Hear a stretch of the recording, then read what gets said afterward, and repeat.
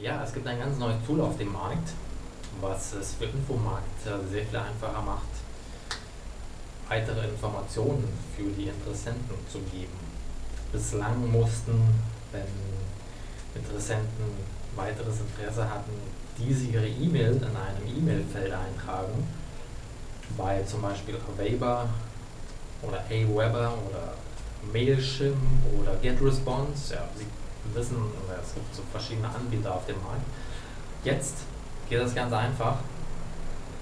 Man muss einfach nur noch auf einen Button klicken von Facebook und dann gelangt man zu den weiteren Informationen, ohne dass man extra seine E-Mail eingeben muss. Ja? Einfach einen Buttonklick genügt und schon ist man mit Facebook verbunden und kann dann weitere Informationen erhalten. Wenn Sie mehr dazu wissen möchten und wenn Sie ebenso diesen Button haben möchten, den Sie unten sehen, dann tragen Sie jetzt entweder Ihre E-Mail ein, auf dem alten Weg, oder klicken Sie auf den Facebook-Button und Sie erhalten dann weitere Informationen von mir.